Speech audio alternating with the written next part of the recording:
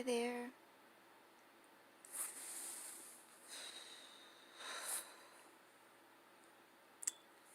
So I think a lot of us, I personally am feeling broken, but I believe what the Lord says. So it feels good to be a good kind of broken. So, but believe what Jesus says, everything that comes out of his mouth.